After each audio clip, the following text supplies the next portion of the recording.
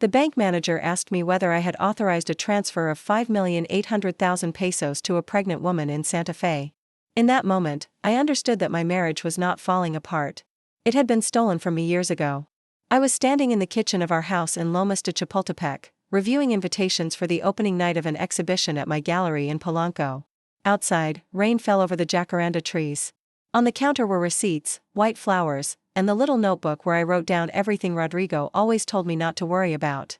"Ma'am, the account ends in 4873, and it is under your name and Mr. Rodrigo Medina's," the bank manager said, his voice much too serious. "I don't have any account at that bank." There was a pause. "Then I need to inform you that the account has been frozen for possible irregular activity. For 2 years, it has sent 165,000 pesos every month to Valeria Salgado. Today, someone attempted to transfer the entire remaining balance." A cold line ran down my back. "For what?" I asked. "Professional studies, prenatal medical expenses, and property maintenance." Prenatal. That word left me staring at the rain as if the whole city had gone silent. Rodrigo and I had been together for 18 years. No children by mutual choice. No visible scandals. No cracks in front of other people. He was a famous tax attorney, a partner at a firm where powerful business owners spoke quietly and paid heavily. I ran my gallery, though to many people I was still only the elegant wife of Mr. Medina. The bank sent me the account statements. Everything was there. Deposits from Rodrigo's private assets. Maintenance payments for a glass tower in Santa Fe. Health insurance. Baby furniture. Design fees. It was not a mistake. It was a hidden life. When Rodrigo came home, he was wearing the gray suit he used whenever he closed impossible deals. He kissed my forehead the way he always did, with practiced tenderness that now felt like poison. "Ready for tonight?" he asked. I turned the laptop toward him. "Who is Valeria Salgado?" His hand froze on his tie. It lasted only 1 second, but after 18 years, a woman learns how to read fear behind a smile. "I don't know what you're talking about." "The bank does. 5,800,000 pesos, Rodrigo. A pregnant woman in Santa Fe. An account with my name on it that I never signed." His eyes changed. He was no longer my husband. He was an attorney looking for an exit. "Do not do this today, Mariana.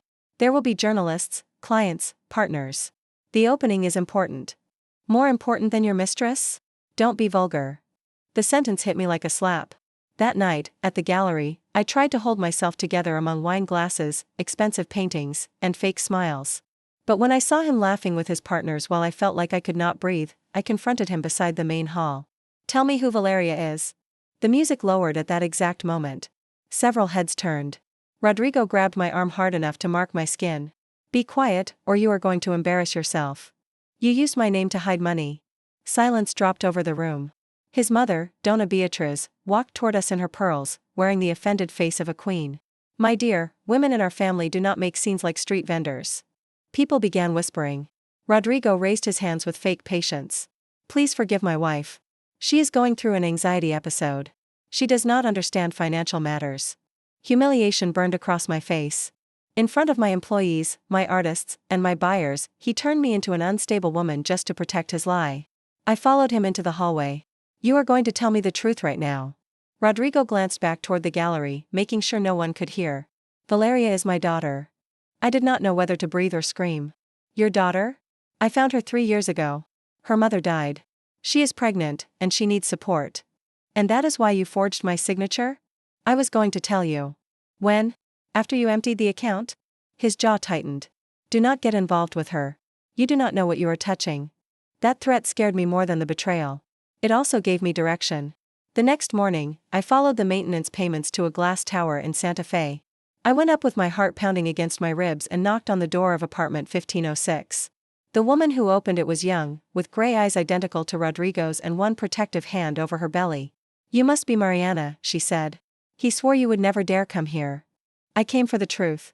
Valeria opened the door all the way. "Then come in. Because the first truth is that Rodrigo did not only hide me from you. He also hid the fact that you were never his legal wife." The apartment seemed to move under my heels.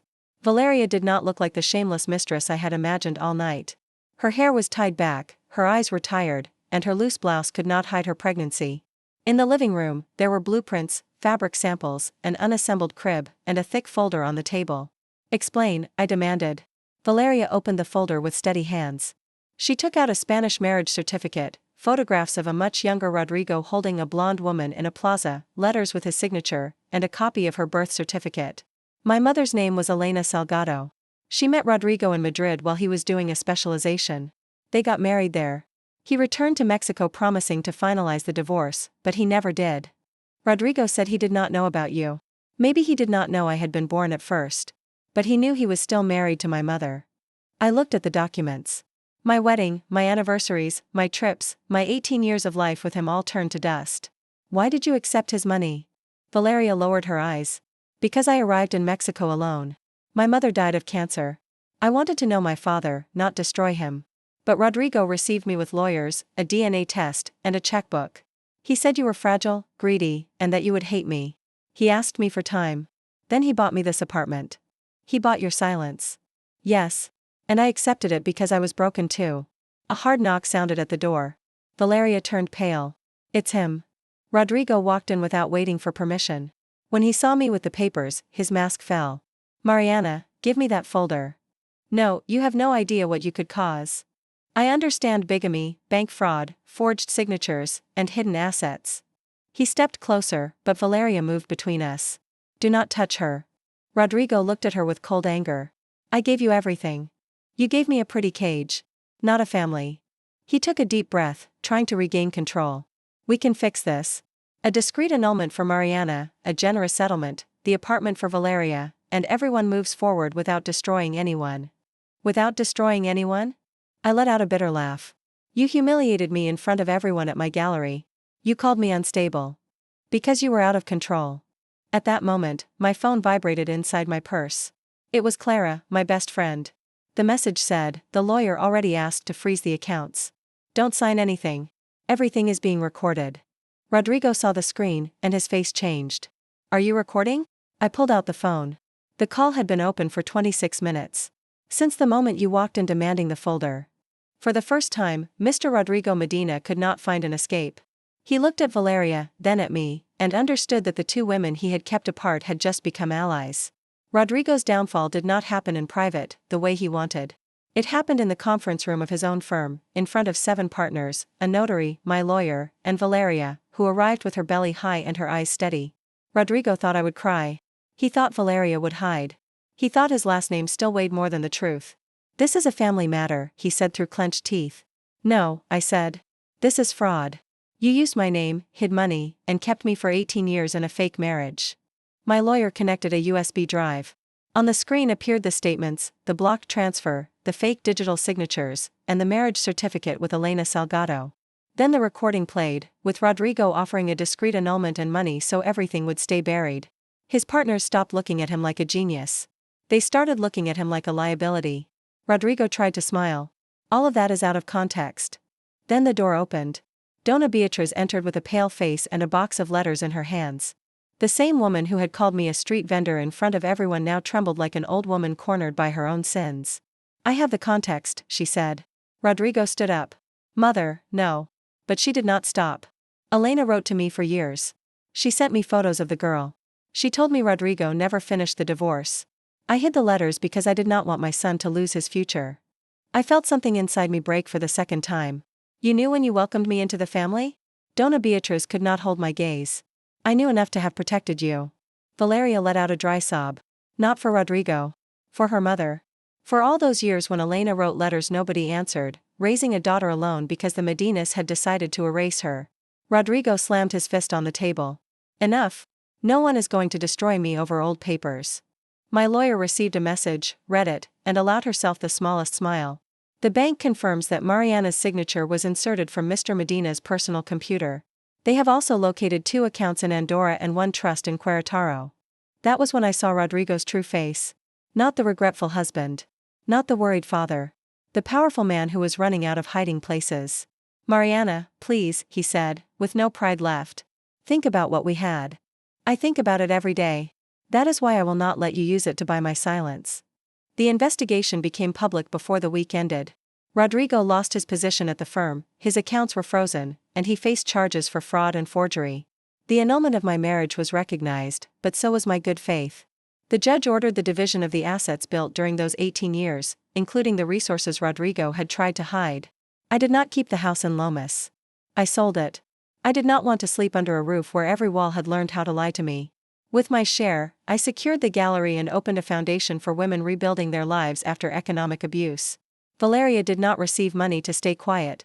She received what legally belonged to her and the right to stop being a secret. When her baby was born, I did not go to the hospital as an aunt, or a grandmother, or anything with an easy name. I went as a woman who had learned that pain can give birth to strange alliances. Valeria let me hold him. He was tiny and warm, with Rodrigo's gray eyes and the innocence of someone who still did not know what adults are capable of breaking. My mother would have wanted to know you, Valeria told me. And I would have wanted to ask her forgiveness for living in the place she was never allowed to close. Valeria shook her head through tears. You were deceived too. Months later, I opened a new exhibition in Polanco. I called it Women Who Do Not Hide. On the main wall, I placed one sentence: the truth can be a home too. That night, there were no screams, no poisonous pearls, and no husbands pretending to be sane. There were women telling the stories they had survived. There was soft music, Mexican wine, and a city glowing behind the windows. Sometimes I still wake up thinking about that call from the bank. Then I look around my apartment in Roma, at my plants, my paintings, and my small table for one, and I understand this: losing a false life does not mean being left with no life at all. It means recovering the right to build a real one.